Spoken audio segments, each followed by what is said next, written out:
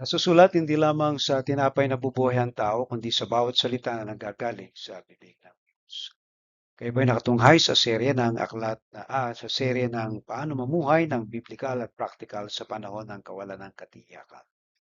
Ating pong i-recite ang sumasampalataya. Sumasampalataya ako sa Diyos amang makapangyarihan sa lahat, lumalang ng langit at lupa at kay Heso Kristo na anak niya, Panginoon natin na sa hiwaga ng Espiritu Santo, pinanganak ng Birheng Maria, nagdamdam ng hirap sa katulad ni Poncio Pilato, ipinako sa krus na matay at nilibing sa ikatlong araw at nabuhay sa mga patay, umakit sa langit at umupo sa kanan ng Diyos amang makapangyarihan sa lahat. Doon nagmumula na paparito upang mukup sa mga buhay at mga patay. Sinasampalatayanan kong Espiritu Santo, ang banal na iglesyang laganap, ang pagkakaisa ng mga banal at kapatawaran ng mga kasalanan at ang buhay na walang hanggan siya nawa. Sa pungutos, huwag kang magkakaroon ng ibang Diyos sa harap ko. Huwag kang gagawa para sa iyo ng larawang inanyuan. Huwag mong babanggitin ang pangalan ng Panginoon mong Diyos sa walang kabuluhan. Alalahanin mong araw ng Sabado upang ipangilit. Igalang mo ang iyong ama at ang iyong ina. Huwag kang papatay. Huwag kang mangangalunya. Huwag kang magnanakaw. Huwag kang magbibintang sa iyong kapwa. Huwag mong ibutin na anumang bagay ng kapwa. Alright, ang ating pong natalakay sa mga nakaraang linggo ay ang una, natalakay na po natin ang pananampalataya sa gitna ng bagyo, pag-asa sa panahon ng kadiliman, praktikal na pamumuhay ayon sa karunungan ng Diyos, panalangin sa panahon ng pag-aalala, ikaw at ang ilaw ng mundo, paglalakad sa kabanalan sa panahon ng tukso, pagpapatibay sa isa't isa, pagpili ng kapayapaan sa gitna ng ingay ng mundo, paglago sa gitna ng pagsubok.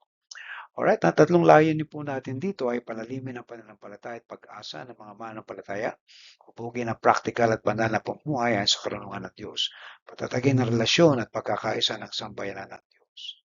Okay, so ang ating pong paksa ngayong gabi ng ating pananambahan ay ang paglago sa gitna ng pagsubok na matatagpuan po natin sa Santiago chapter 1 verse 2 hanggang 4. Alright? Ang aklat po ni Santiago ay isang practical na sulat sa bagong tipan na nagtuturo ng tunay na pananampalataya ay nahahayag sa gawa. Binibigyan din ito ang pagtitiyaga sa pagsubok, pagpipigil ng dila, at pamumuhay na may kabanalan at kababaang loob bilang patunay ng buhay na pananampalataya. Alright, so mga kapatid,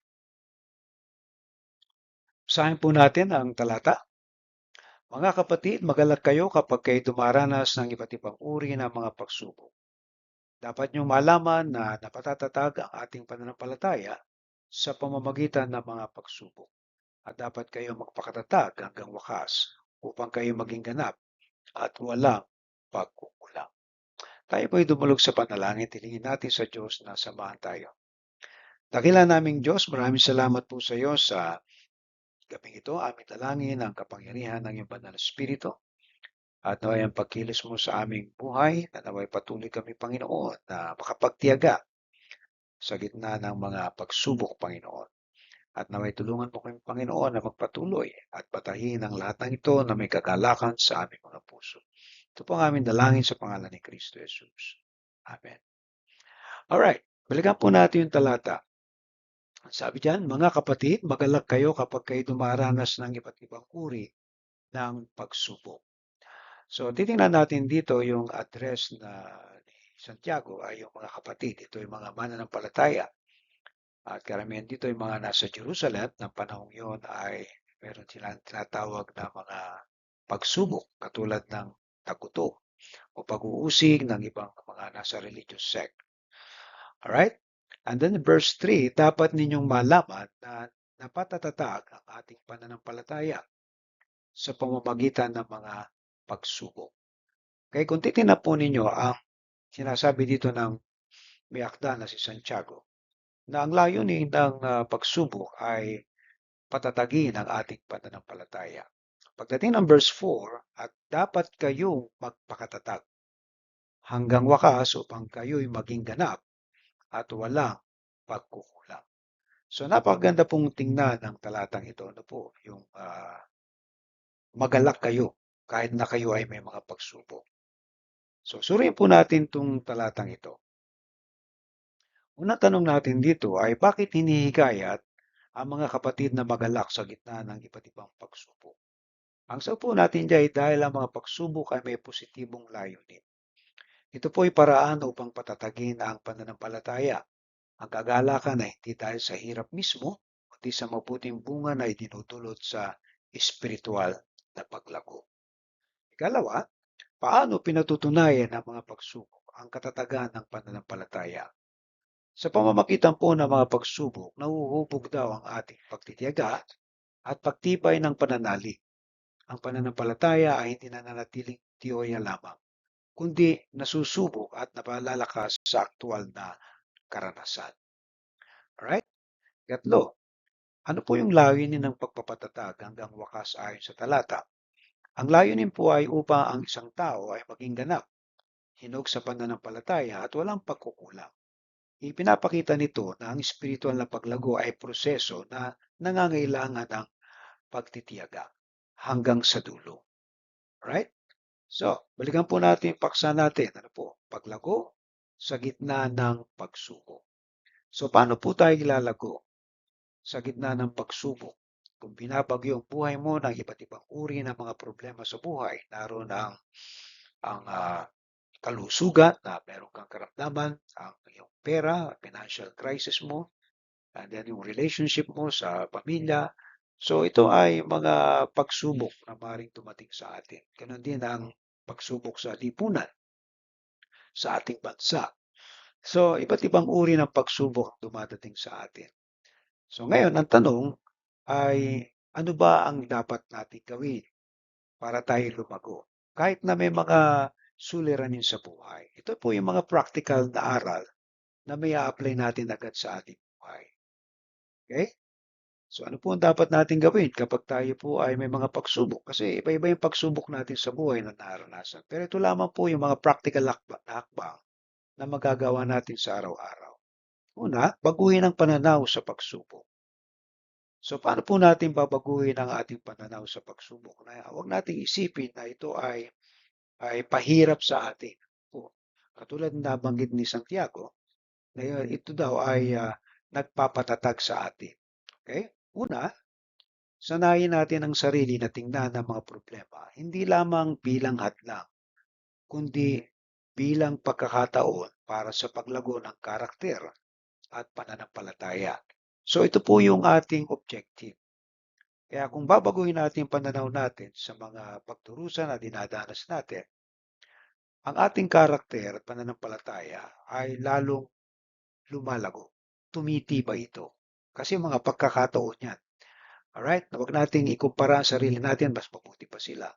Hindi po. Kundi ikaw mismo ay binibigyan ng mga pagsubok para ang iyong karakter ay mahubog lalo, magbago. At yung pananampalataya mo tumatag. Kalawa, piliing magalak. Hindi dahil sa sakit, kundi sa layunin nito. Okay? So, paano kaya magagalak ang isang tao kapag ang dami niyang problema sa buhay? So, parang napaka-imposible. Pero, choices po ang kagalakan. Pipili mo pa rin magalak kaysa magreklamo ka sa mga problemang naranasan mo sa buhay. So, ibig sabihin, magalak ka pa rin sapagkat ito lamang yung magiging, kumbaga, pinaka-safety net mo para hindi ka ma-depress. Pag ikaw ay nalungkot, ay babagsak na ang iyong immunity system, ang kalusugan mo, doon ka na lalong magkakasakit. Iba-iba kasi yung factor ang dumadating sa atin ng mga alalahanin sa buhay, mga challenges. Pero ang desisyon, piliin pa rin natin. Ano po? Sa gitna ng hirap, alalahanin na may mas malalim na layunin ng Diyos. Ang pagpapatibay ng iyong loob at pananalig.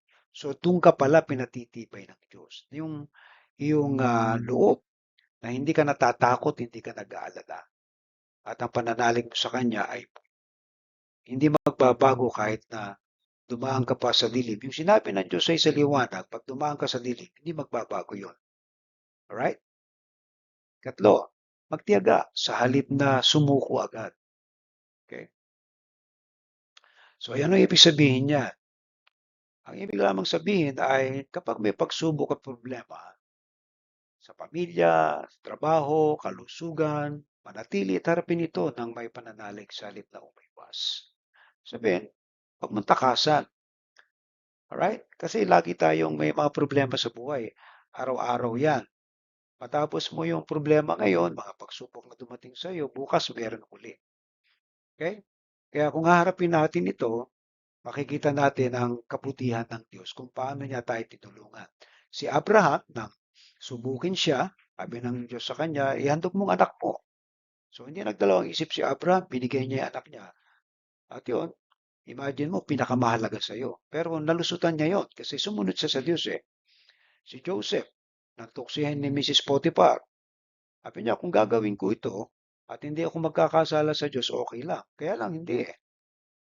So sumunod pa rin siya sa Panginoon. Nakalusot siya doon. So ito mga pagsubok na to katulad ng kay Hope, sinubok din siya. Naubos yung kanyang mga property, yung mga mahal niya sa buhay, hanggang sa magkasakit siya. So sabi niya, hubad akong dumating dito sa mundo, hubad din ako babalik doon sa aking manlilikha.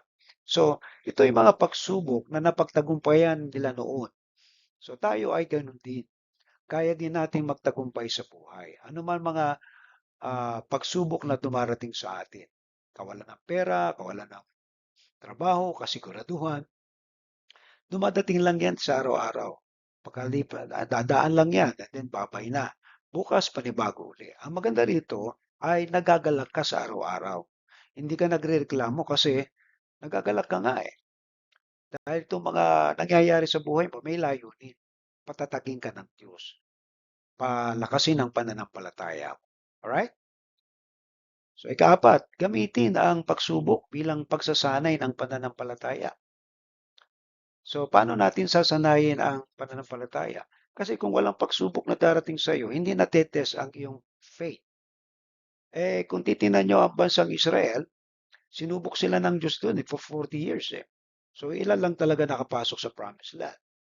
So yan ay typical na larawan ng Christian way of life, ng buhay Kristiyano. Mula sa Ehipto, pupunta ka sa ilang, at doon nakita natin na kahit na nasa disyerto sila, kumakain sila araw-araw. Alright? Iniingatan sila ng Diyos. Kapag gabi, ay merong pillar of fire para hindi sila lamigin. Pag araw naman, merong clouds na nakatalokbong sa kanila. So, titingnan mo, no, yung pagkain nila, no, hindi naman sila nagtatanim, pero kumakain sila araw-araw. So, ang pagsubok lang dito ay yung pananampalataya mo na magtitiyaga ka hanggang makarating ka doon sa dulo. At marami sa kanila ang hindi nakatagal. At meron din naman nakatagal at nakarating sila sa promised land. So, sa ating buhay, ganun din. Yung mga naranasan natin mga pighati, mga pagkalungkutan o mga pagsubok na dumarating, nangyayari yan kasi may rason eh. Merong laging dahilan ng Diyos para sa atin. Okay? So, i-practice ang panalangin higit sa lahat. Ito lang naman ginawa ng mga mananampalataya noon eh. Si Moses, mag-pray siya. O, imagine mo, grabe eh. Ang mga himala na ginawa ng Diyos. Yung pagtitiwala, i-practice din natin.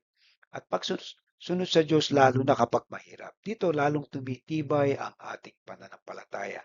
Kaya nga mga kapatid, ang practice lagi, yung prayer, kaya yung paglapit natin sa Diyos araw-araw, nakabubuti ito sa ating kaluluwa.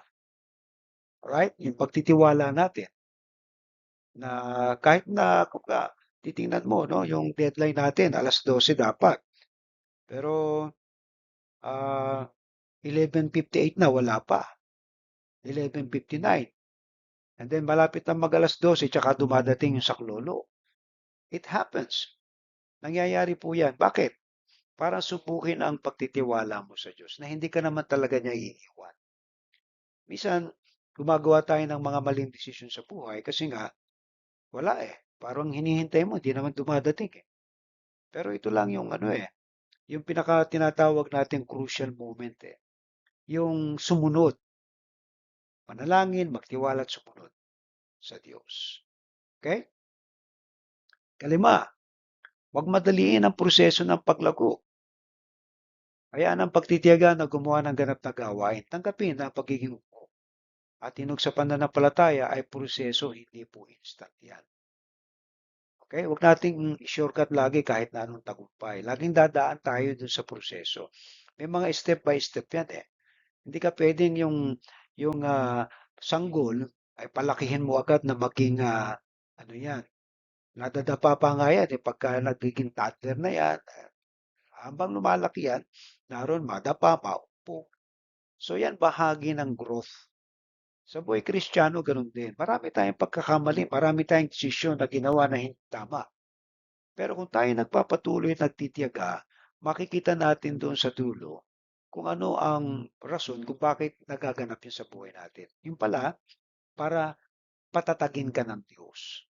Ang pananampalataya mo ay lalo pang maging hinog, mag-mature, maging buo. Alright? Amen. Ika-anim, layunin ang pagiging ganap, hindi perpekto. Yung pagiging ganap po, ito yung tinatawag nating complete or satisfied. Hindi perpekto kasi hindi naman talaga tayo magiging perpekto pa eh. Pero yung maging ganap ay naisin natin. Alright? So paano? Ang punto po dito, yung hindi kawalan ng problema, kundi yung pagiging matatag. Yung buo at hindi matitinag sa kabila ng mga ito. Alright?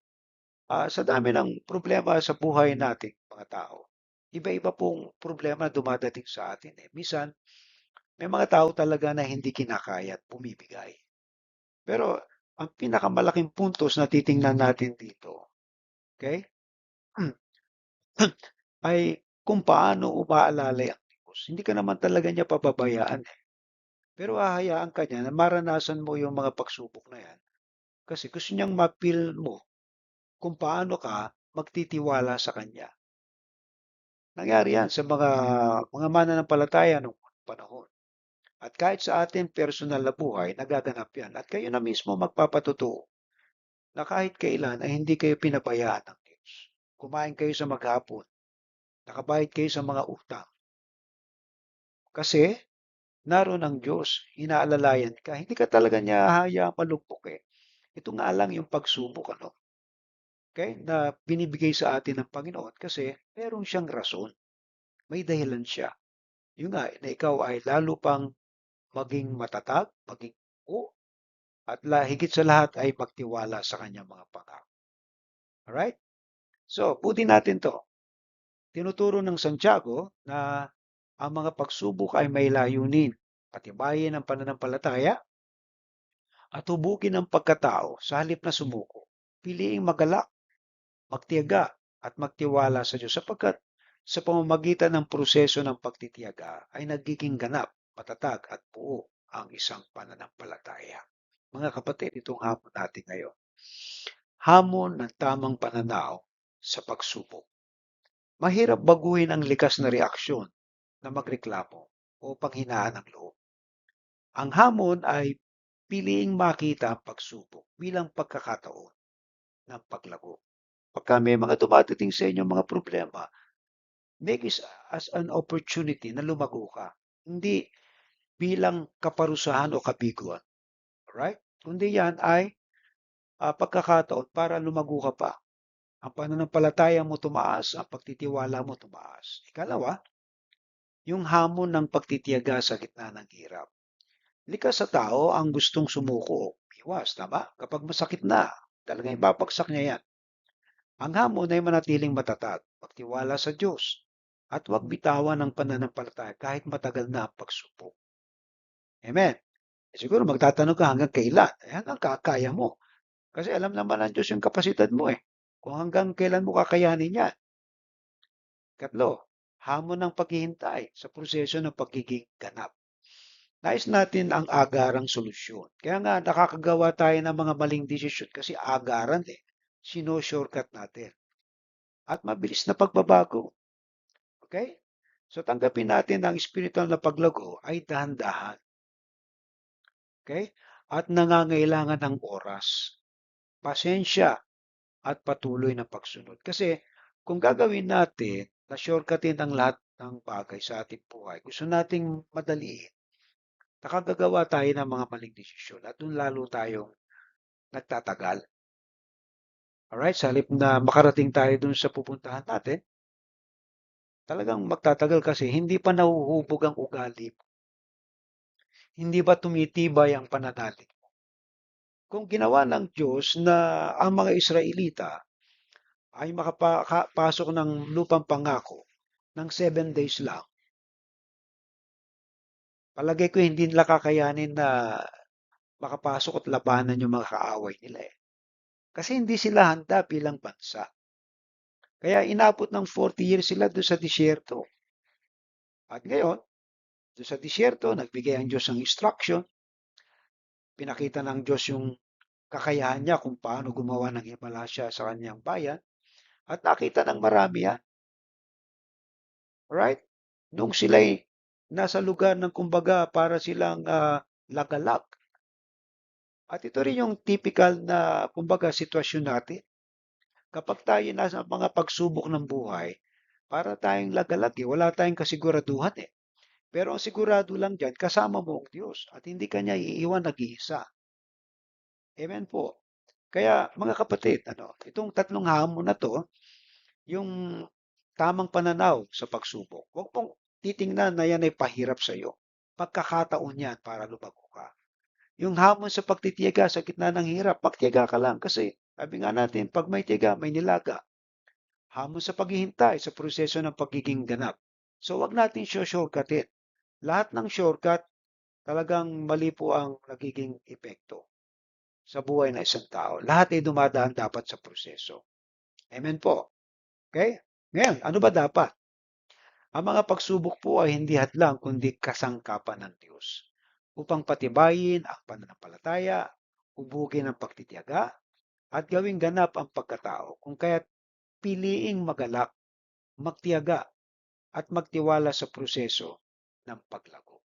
Mga kapatid, ito po yung huli kong iiwan sa inyo. Ang mga pagsubok ay hindi hadlang kundi kasangkapan. Kaya kung may mga pagsubok kayo sa buhay na naranasan ngayon, pagkakataon mo yan para tumibay ang pananampalataya mo. Mabuo ka.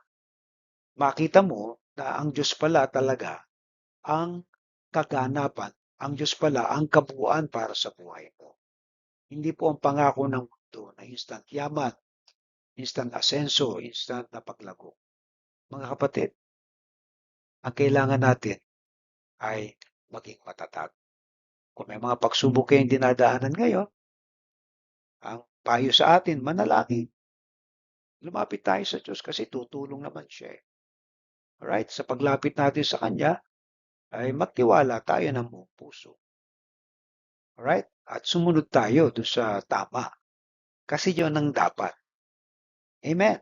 Kayo may natutunan ngayon, itong mga practical na aral na ito, pwede yung balikante. Alam niyo po mga kapatid, ito po ay ikalawang recording ko na. Kasi yung una, walang sound. Kaya binunot ko ulit dun sa announcement ko kanina.